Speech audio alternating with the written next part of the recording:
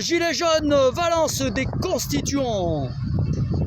Toujours en place, il faut. Toujours là, ils se mettent à l'ombre, il fait chaud. Valence Sud alors, Valence Sud. Valence Sud, de toute façon. On vient de faire Annonay, maintenant on est à Valence Sud. On n'est pas sorti de l'auberge. Hein. D'ailleurs, il serait peut-être temps que la masse ressorte parce que, pour ceux qui ne l'auraient pas remarqué, ils sont en train de détruire la France. Une phrase que j'ai entendue il y a très peu de temps de la part d'un sachant dans un média libre. Il faut du temps pour détruire un pays comme la France, mais lorsque c'est fait, tout s'effondre d'un seul coup. Ça fait 55 ans qu'ils sont en train de détruire la France, 55 ans depuis Pompidou. L'entreprise de destruction de la France arrive à terme aujourd'hui. La France est en miettes, elle est sur le point de s'effondrer et il n'y a pas que ça. Ils nous préparent aussi une nouvelle pandémie. On sait qu'ils sont en train de pavasser par rapport à la comment ça s'appelle, la monkeypox, là, la maladie du singe, là, la variole du singe. On sait qu'ils parlent aussi avec la grippe aviaire. Moi, je soupçonne qu'ils feront tomber les injectés. Interaction entre la 5G, tout ça ne sont que des suppositions. Pas trop de détails là-dessus. Voilà, mais tu suggères une manif bientôt, reprise des manifs le samedi. Alors nous on essaye, pour l'instant ça fait deux fois qu'on déclare une manifestation, 2 fois qu'elle est interdite par le préfet. Ah, ils l'ont interdit, d'accord. Voilà, mais c'est le préfet qui interdit, attention, c'est le préfet. Donc, le crash boursier aussi, ils veulent nous vider les comptes en banque. Oui, mais plein de choses. De toute façon, leur but, c'est de détruire les nations et la pandémie de Covid servait entre autres à ça. La pandémie coco, on va dire voilà, coco. La pandémie coco servait entre autres à ça. Ils n'ont pas atteint leur but, mais il n'empêche que, parce que leur but, c'était d'injecter tout le monde.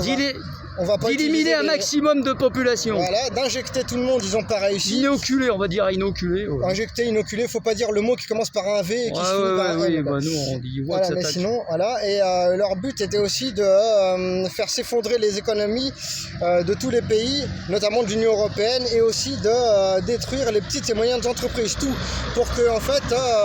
Faire bouffer de la farine d'insectes. Bah oui, mais. Pour ils auront tué tous les paysans. Surtout pour qu'on perde notre autonomie et tuer les paysans aussi pour qu'on perde notre autonomie et pour que le monopole soit dans les mains des grandes multinationales. Bon, c'est bon, là, c'est comme ça, on n'a plus d'alternative. Voilà. Et ils n'ont pas atteint leur but parce qu'il y a des personnes qui sont opposées à ça. Mais il n'empêche qu'ils vont remettre le couvert. Donc nous... Il faudrait que les moutons, ils arrêtent de marcher dans le plat, quoi. Non seulement ça, mais il faut ressortir. Mais faut retrouver la masse dehors. Quand on est sorti avec les Gilets jaunes, personne ne nous a suivis. Sauf que depuis les Gilets jaunes, il y a eu la pandémie de coco. Et depuis les Gilets jaunes, on va dire les Gilets jaunes, ça a réveillé une première vague de monde. La pandémie de coco, ça a réveillé une deuxième vague de monde. Depuis, il y a encore eu d'autres événements, la réforme des retraites, ce qui se passe en Ukraine, etc., qui ont réveillé d'autres vagues de monde. Et potentiellement aujourd'hui, on peut être suivi parce qu'ils sont en train aussi de détruire l'hôpital public. Là, l'hôpital public est dans un état catastrophique. C'était déjà le cas avant, mais c'est encore pire aujourd'hui. On sait que les agriculteurs ont toujours le couteau sur la gorge et il y en a beaucoup qui sont encore dehors. Donc potentiellement, c'est le mouvement Gilets jaunes repart et il est temps que ça reparte, il est grand temps que ça reparte. Ce coup-là, on peut être suivi et par les agriculteurs et par un nombre d'autres personnes. Mais ce n'est pas tout d'avoir la masse dans la rue, il faut aussi avoir dans la rue la masse pour les bonnes raisons. C'est-à-dire... Par les bonnes raisons, j'entends par là qu'il faut arrêter d'avoir des revendications parce qu'en fait... Personnelles. Et personnelles et même collectives, je vais dire. Il faut commencer par le Frexit alors. En fait, il faut commencer notre premier problème. Notre premier problème, c'est de reprendre le pouvoir.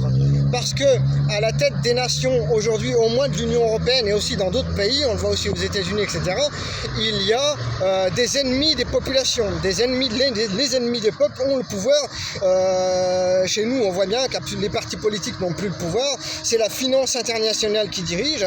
C'est ces gens-là qui sont au pouvoir. Ces gens sont les ennemis des peuples. Et on voit bien que depuis quelque temps, depuis des décennies, mais spécialement depuis quelque temps, ils accélèrent leurs plans parce qu'ils veulent enfermer les populations civiles dans un régime totalitaire de contrôle absolu, total, définitif des populations civiles, des peuples. Donc, ça ne sert à rien. À partir de ce moment-là, quand on a pris conscience de ça, il est bien évident que ça ne sert strictement à rien de demander des choses à ces gens-là. puisqu'ils sont en train d'essayer de nous enfermer pour garder le pouvoir définitivement. Donc c'est pas pour nous rendre les clés parce qu'on les leur demande. Ces gens-là sont les ennemis des peuples, ils nous volent, ils nous mentent, ils nous manipulent, ils nous empoisonnent en permanence.